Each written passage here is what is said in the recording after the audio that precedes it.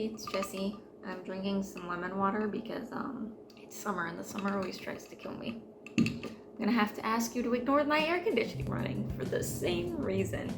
I hate the summer.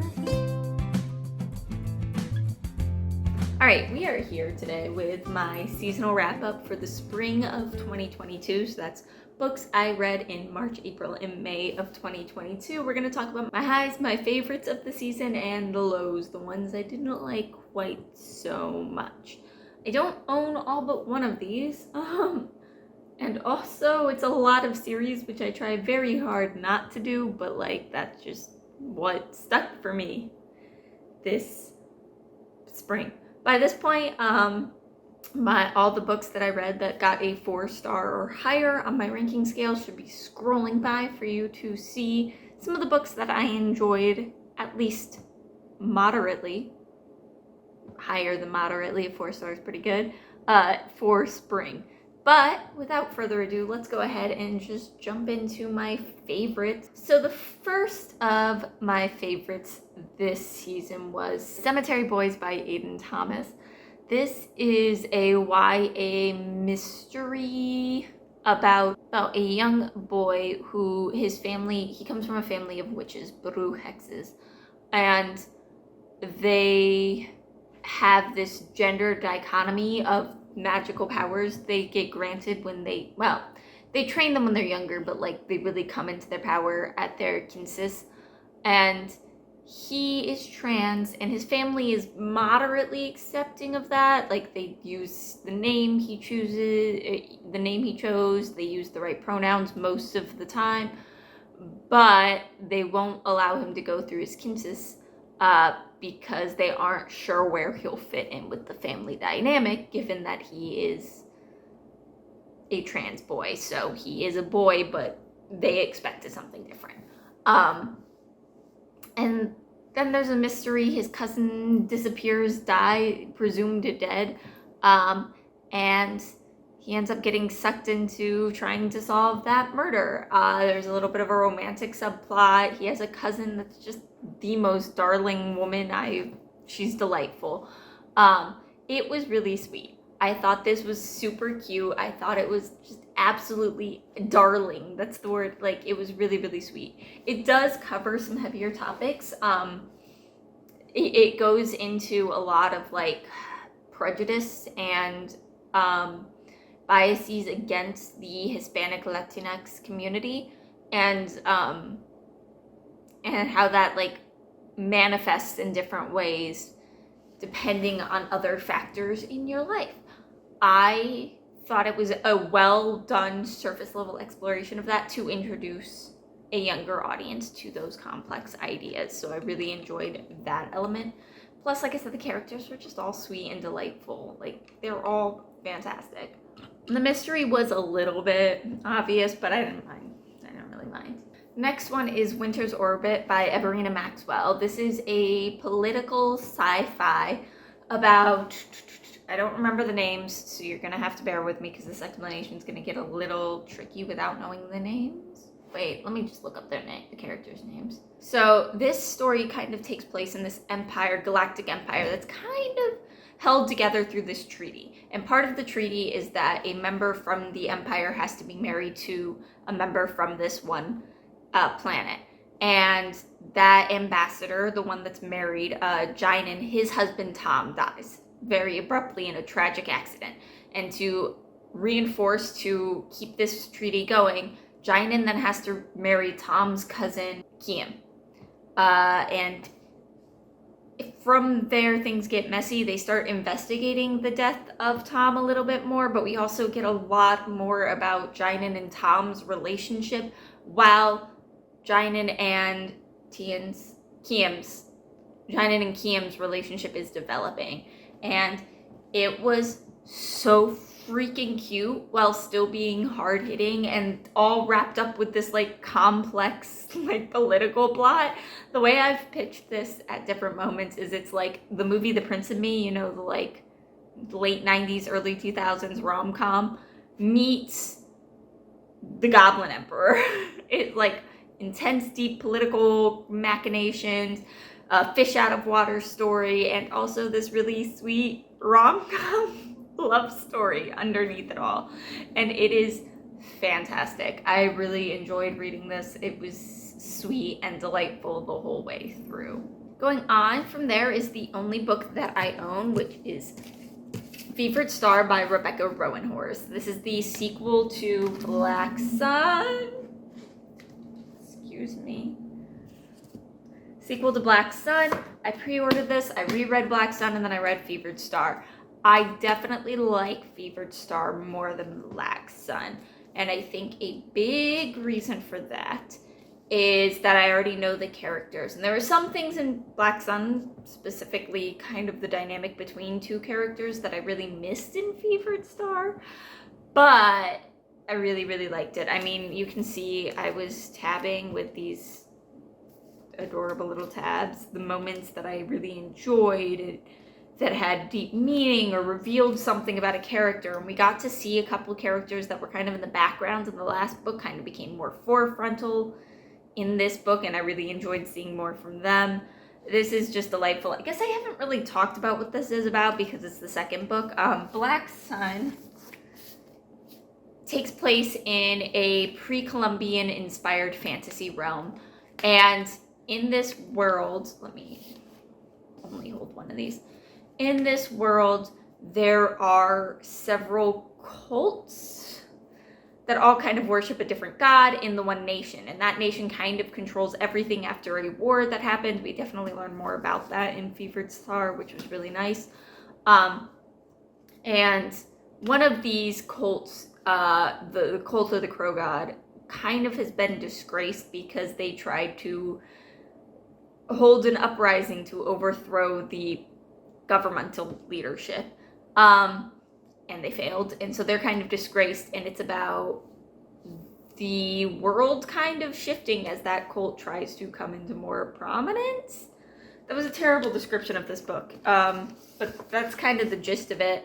And some things happen in that book, and this takes place afterwards with everybody trying to figure out how to live in the world that was created by the end of that. But also it really expands the conflict in some really interesting ways, and you start to see how maybe this conflict is solidifying into something different than what it appeared at first. So, Fevered Star. Fantastic. Loved it. Next is The Veiled Throne by Ken Liu. When I was saying this was a lot of series, I wasn't kidding. This is the third book in the Dandelion Dynasty by Ken Liu. And the fourth one is coming out late this month. Let him buy this book. I love this series so much. Anyway, this is the third book in this series. This series, gosh, how do I describe the series? It is an Asian-inspired silk punk, the term silk punk has been thrown around for it, fantasy series, epic fantasy series, about this collection of islands that had been forcefully unified, is the way we'll say it, under one ruler, and he never was. There's some things, some time passes, and people aren't so happy with his rule, the rule of the emperor anymore, and so rebellions start cropping up. And that's kind of where the first book starts, and everything changes very drastically as you go throughout the rest of the series, so, you know, as one would expect. The third book takes place, how do I even talk about it? I can't tell you what the third book is about without, like, spoiling everything. But I loved it. There were some things about it. I mean, there's some characters I absolutely adore that really got to spend a lot of time in the spotlight here. And go through some really awful stuff, and you see them grow and change and react and respond to how the world is changing. And it's heartbreaking, yet also uplifting at the same time somehow, because you're like, you're getting through it. You're gonna make it somehow. But there was also this one side plot, and the reason why this is listed as my favorite rather than Wall of Storms, which is the second book, these are pretty close, but there is just a side plot in The Veiled Throne that I'm in love with. Like, Ken Liu really just was like, this book's getting really heavy, let me throw in this side plot. And guess what? It's going to be plot relevant. You can't just, like, pretend this didn't happen, because it actually matters a lot. And gosh, I admire that. But also I had so much fun with it. It was great. More authors really need to do that. Recognize when their books get heavy and just take a break. Give us something fun, but relevant. So good. So good. All right. And the last one, the fifth favorite. These are not in any particular order, but the fifth book I get to talk about is Jade Legacy by Fonda Lee. This may be my favorite book ever.